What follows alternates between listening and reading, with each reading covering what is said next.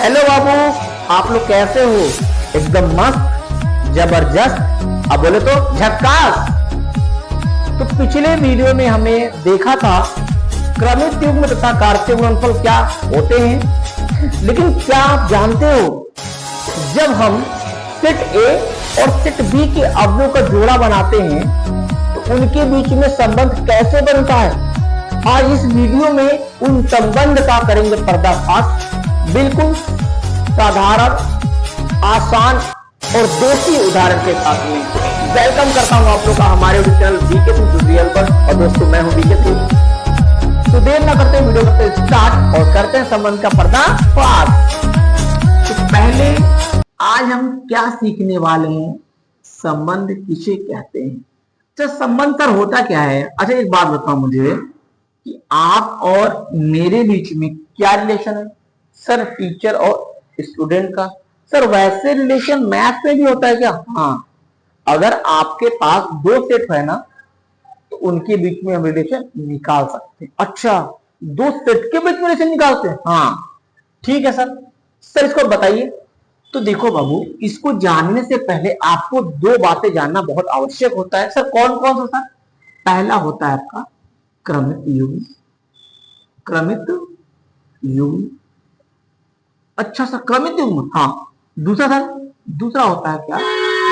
कार्तीय गुणनफल। अच्छा, कार्तीय गुणनफल। सर, इसको उत्तर हमने पिछले वीडियो पढ़ा दिया है। हाँ, जिसने इस टॉपिक को मेरे पिछले वाले लेक्चर में नहीं पढ़ा, पहले उसको जाकर पढ़ो। वहां पर क्या है इसके बारे में, उसके बारे में पूरा मैं डेप्थ में बात किया हूं, गहराई में जाकर बात किया हूं कि हो रहा है तो क्यों हो रहा है, और होगा तो क्यों ही, यही क्यों होगा, कुछ और क्यों नहीं हो सकता। ठीक है ना? क्यों, क्या है कि इसके जाने बिना हम इसको समझ नहीं पाएंगे, इसका समझना मुश्किल हो जाता है। हाँ, रट्टा मार सकते हो, बट आपको टोटली नॉलेज भी होगा। क्योंकि संबंध में मैंने देखा आपसे बच्चे स्ट्रगल करते रहते हैं, तो इसका मतलब क्या है कि उनको बेसिक नॉलेज नहीं है। बस के लोग रखते हैं, कैसे कैसे हो गया, बस काम खत्म। उसके पीछे का लॉजिक क्या है वो कभी नहीं जानते। तो चलिए हम देखते हैं यहां से क्रमित युग्म क्या होता है। आपने एक छोटा ब्रैकेट ले लिया। हाँ सर, ले लिया हमने छोटा ब्रैकेट, और उसमें आप दो अवयव ले लो। सर, वो भी मैंने ले लिया। अब क्या करो, उनको एक दूसरे से जुदा करने के लिए, जुदा मतलब अलग करने के लिए क्या लगा दो? कॉमा। अच्छा, कॉमा लगा दिया तो ये क्या बन गया? ये बन गया हमारा क्रमित युग्म। ये क्या बन गया? हमारा क्रमित युग्म। और क्रमित युग्म का जो अवयव का जो क्रम होता है ना, अवयव का क्रम, वो कैसा होता है? ये निश्चित होता है, फिक्स होता है। ठीक है सर, आगे बताइए। कार्तीय गुणनफल। तो कार्तीय गुणनफल निकालने के लिए आपके पास कम से कम दो सेट होना चाहिए। अच्छा, दो सेट होना चाहिए। हाँ सर, कैसे? एग्जांपल ले लेते हैं। हमने एक सेट माना ए कॉमा बी, और एक बी सेट हमने क्या ले लिया? एक और दो। अब हमको निकालना है क्या? ए और बी के बीच का कार्तीय गुणनफल। तो ए ये हो जाएगा और बी आपका ये हो जाएगा, और इसके बीच में लगा देंगे कॉस। देखो, जो सेट पहले रहेगा उस सेट का वो सेट पहले आ गया, जो सेट बाद में वो सेट बाद में आएगा। और यहाँ पे कैसे निकालेंगे कार्तीय गुणनफल? क्या करते हैं, देखो, ए पकड़ोगे, पहले जितने भी एलिमेंट होंगे बी में उन सभी के साथ क्या बनाना? क्रमित युग्म। तो चलो बनाते हैं। तो पहला क्रमित युग्म क्या बनेगा? ए के साथ में ए कॉमा वन बन जाएगा। दूसरा सर ए कॉमा टू बनेगा। ओके, अब तो कोई अवयव नहीं है, नहीं है सर। अब बी को पकड़ो, बी का सर बनेगा एक के साथ और बी का बनेगा सर दो के साथ। बहुत बढ़िया सर, हो गया हमारा? नहीं नहीं सर, अभी नहीं हुआ है। इनको एक दूसरे से जुदा करने के लिए क्या लगा देंगे? कॉमा। और जैसे ही कॉमा लगाएंगे फिर इसको क्या लिख देंगे? स्मॉल सॉरी करली ब्रैकेट यानी मझले ब्रैकेट में। और जैसे आप मझले ब्रैकेट में लिखोगे तो जो आंसर मिलेगा वो क्या बोलोगे कि सर यही तो है हमारा ए और बी के बीच का कार्तीय गुणनफल। ओके, अब यहां पोस्ट करते हैं।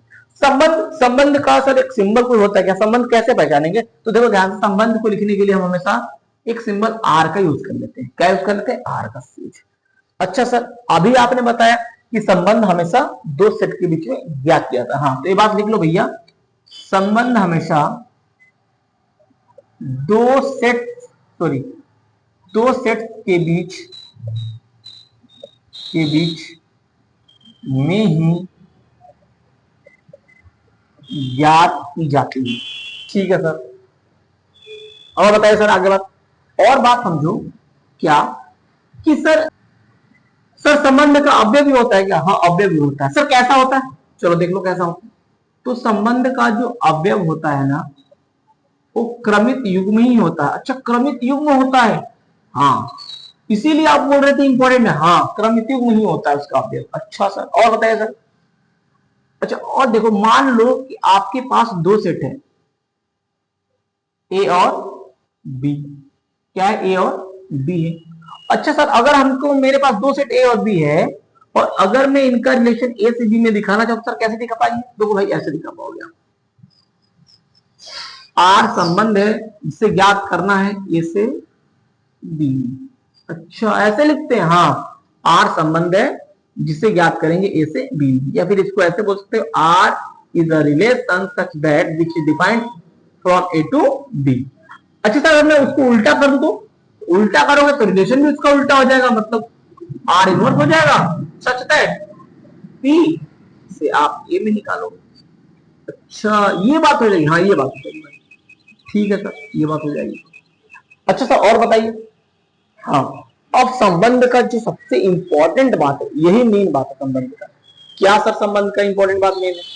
देखो, जो संबंध होता है, आपका संबंध जो होता है, वो कार्तीय गुणनफल का, कार्तीय गुणनफल का क्या होता है? उपसमुच्चय होता है। अच्छा सर, उपसमुच्चय होता है। हाँ, उपसमुच्चय में सबसेट होता है। अच्छा सर, ये तो सर बहुत बड़ी बात है सर, कि सर कार्तीय गुणनफल का उपसमुच्चय क्या होता है? संबंध होता है। अच्छा, यानी सर इस बात को कैसे लिख सकते हैं? इस बात को सर कैसे लिख सकते हैं सर? देखो, इस बात को अगर आपको लिखना हो तो इस बात को ऐसे लिख सकते हो सर, ऐसे लिखते हैं, संबंध उपसमुच्चय होता है, किसका होता है? कार्तीय गुणनफल का। अच्छा, ऐसे होता है। हाँ, ऐसे होता है।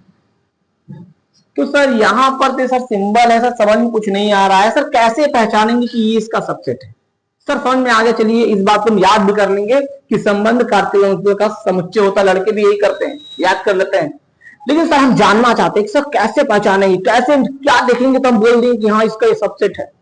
क्या देखेंगे सर? तो ध्यान से देखो सर, हमेशा तुम्हें क्या देखने को मिलेगा कि जो संबंध का जो अवयव होगा, अवयव, वो अवयव कार्तीय गुणनफल के अवयव में उपस्थित होगा, उपस्थित होगा। समझ बात नहीं? इसका मतलब ये हुआ कि कार्तीय गुणनफल के अवयव में संबंध का जो अवयव होगा वो पाया जाएगा। हाँ, बिल्कुल ऐसे ही होगा। यानी ये जितने भी संबंध, जितने भी अवयव होंगे, वो सारे अवयव इसमें पाए जाएंगे। अच्छा सर, इस बात को सर एक बार बताइए एग्जाम्पल के द्वारा। ठीक है, देखो मैं एग्जाम्पल लेता हूं। हमने एग्जाम्पल लिया, ऐसा एग्जाम्पल लिया जिसमें फैमिली के लोग हैं, उस फैमिली को मैंने दो सेट में बांट दिया। ठीक है सर, तो सर सेट ए में आपने क्या रखा? सेट ए में हमने उस फैमिली के लड़के और लड़कियों रख दिया, जैसे विकास, विक्रांत और पूजा। ठीक है सर। और सर सेट बी में आपने किसको रखा? मैं इनके माता और फादर, यानी मदर एंड फादर को रख दिया। ठीक है, अब मुझे क्या निकालना है? पहले निकालेंगे कार्तीय गुणनफल, क्योंकि इसको प्रूफ करना है ना, इस बात में प्रूफ करके दिखाएंगे। कार्तीय गुणनफल निकालते हैं, ए क्रॉस बी निकालते हैं, विकास, विक्रांत, पूजा। सेट ए को पहले लिया, सेट बी को बाद में लेंगे, मदर और फादर। सबसे पहले क्या करेंगे? सेट ए के प्रत्येक अवयव का क्रमिक युग्म बनाएंगे सेट बी के सभी अवयव के साथ में। ठीक है सर, बनाइए। तो बना लो भाई।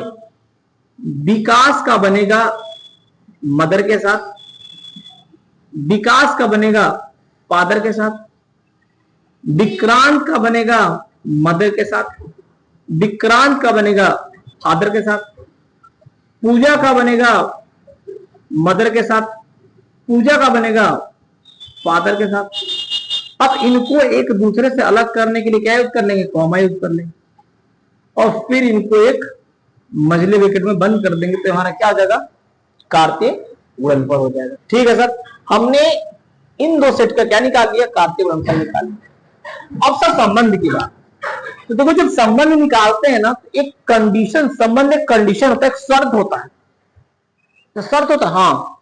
अब शर्त क्या दिया हुआ, कंडीशन क्या दिया हुआ है, तो चलो संबंध के लिए कंडीशन, कोई भी फीमेल नहीं होनी चाहिए,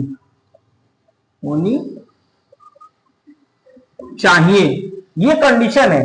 मतलब जब हम रिलेशन निकालेंगे तो एक कंडीशन दिया हुआ है कि आपको उन्हीं के बीच में रिलेशन निकालना है जो केवल मेल होंगे, न कि फीमेल होंगे।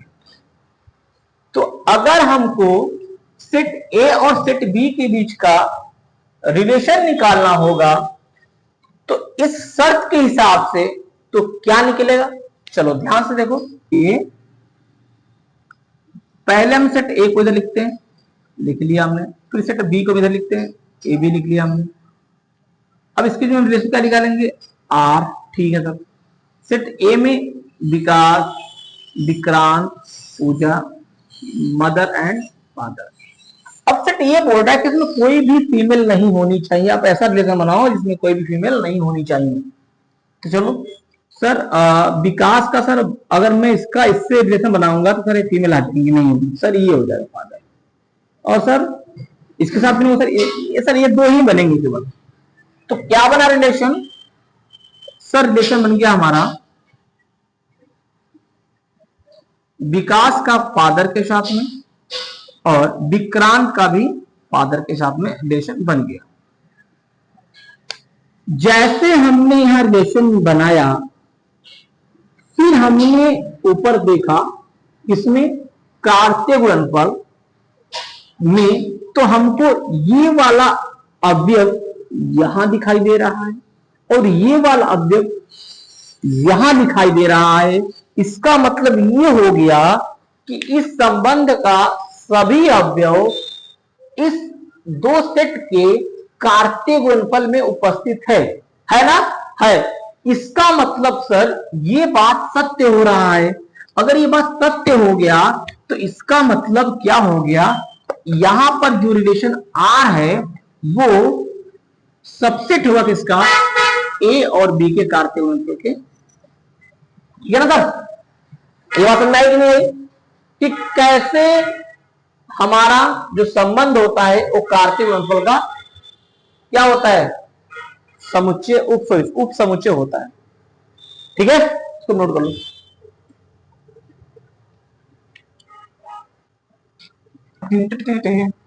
उठा ले जाऊंगा तुझे मैं डोली में, देखती रह जाऊंगी सखियों ने प्यारी।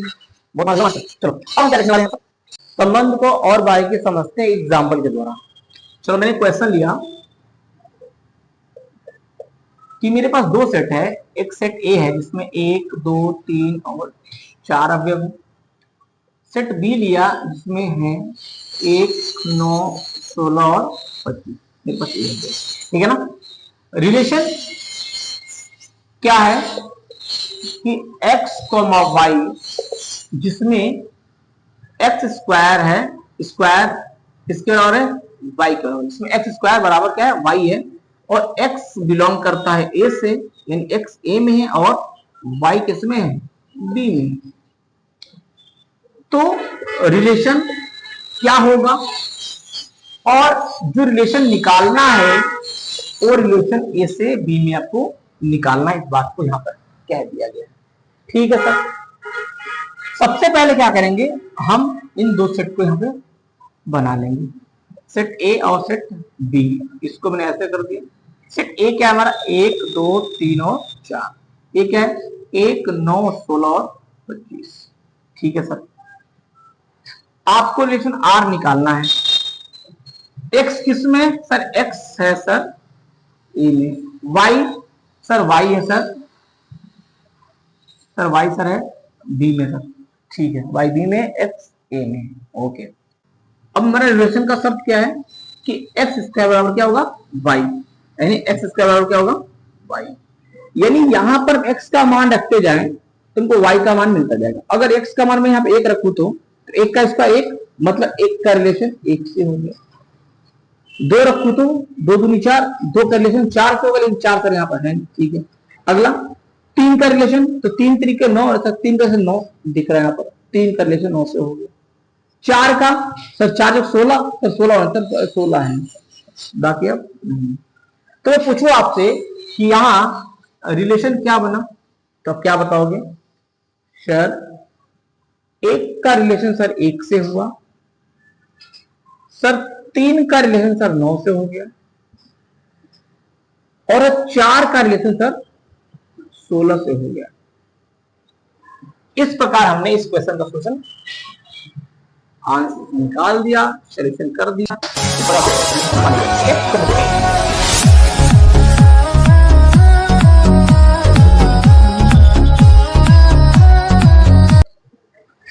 अब संबंध को हम गहराएंगे, अब संबंध में घुसेंगे और जानेंगे संबंध के बारे में और क्या क्या।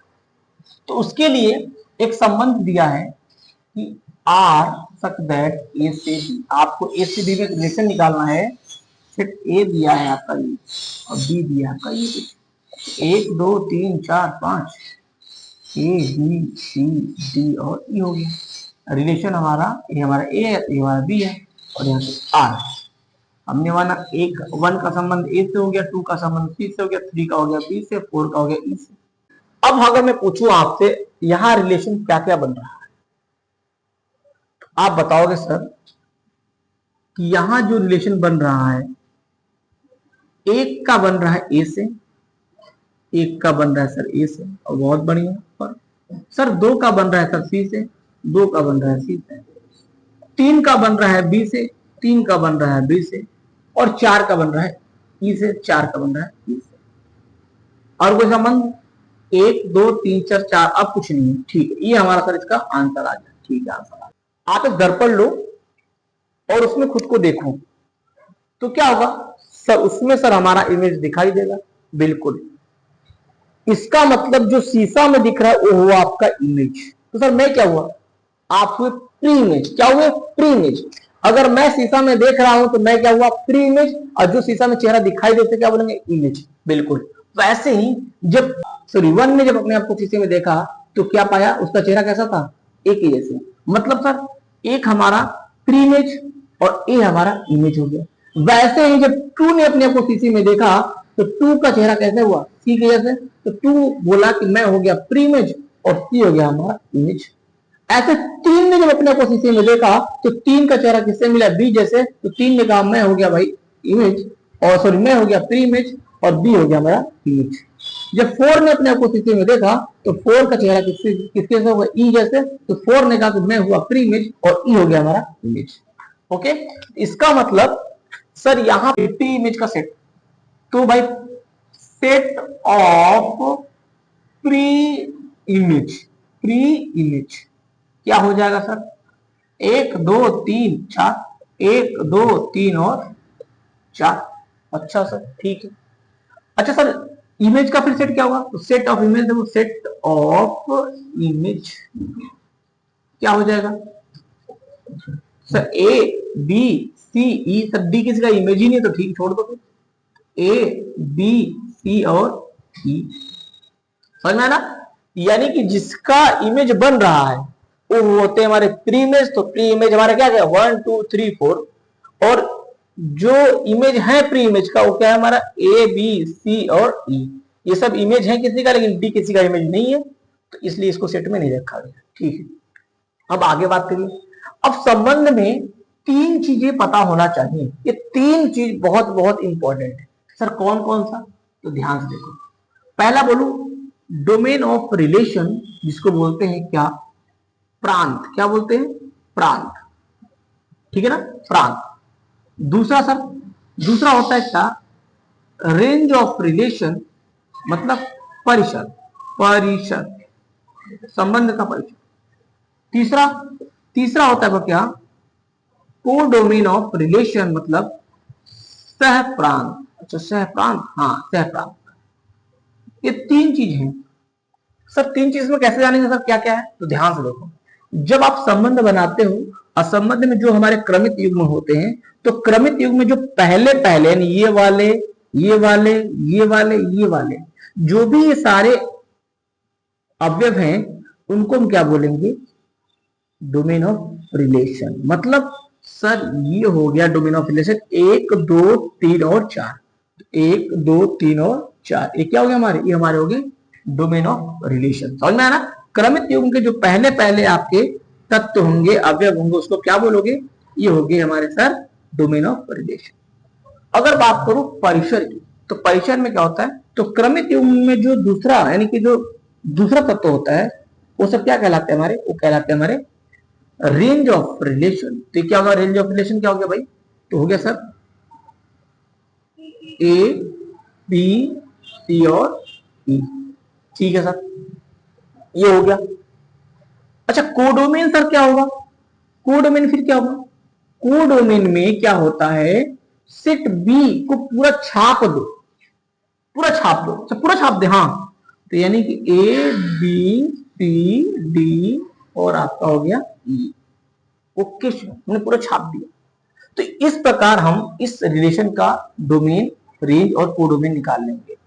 अब एक बात तो मैं बताने वाला हूं सर। क्या बताने वाले? यहां ध्यान से देखना कि जो डोमेन ऑफ रेंज है वो इसमें से किससे मैच कर रहा? सर इससे मैच कर रहा। इसका मतलब जो संबंध का जो डोमेन होता है वो सेट ऑफ प्री इमेज के बराबर होता है, बिल्कुल बराबर होता है। इसका मतलब सर जो डोमेन ऑफ रेंज हो गया वो सेट ऑफ प्री इमेज के क्या हो गया? बराबर हो गया। आई बात समझ? दिख भी रहा है? बिल्कुल सर दिख रहा है हमको।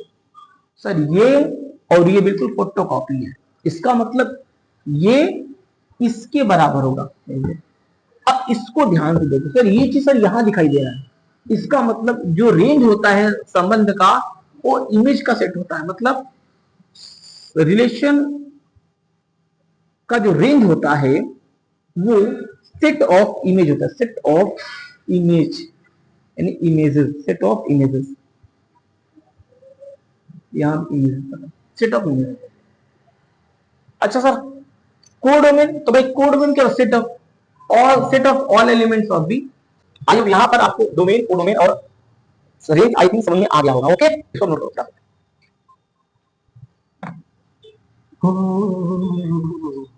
ला ला ला ला ला ला ला ला ला ला ला। हम क्या लिखने वाले हैं? हम लिखने वाले हैं यहाँ पर क्या? संबंध के प्रकार, types of relation. Next video में देखेंगे क्योंकि ज्यादा वीडियो लॉन्ग हो जाएगा, ठीक है ना? तो पार्ट जो 3 आएगा वो हमारा टाइप्स ऑफ रिलेशन का होगा। Okay, bye.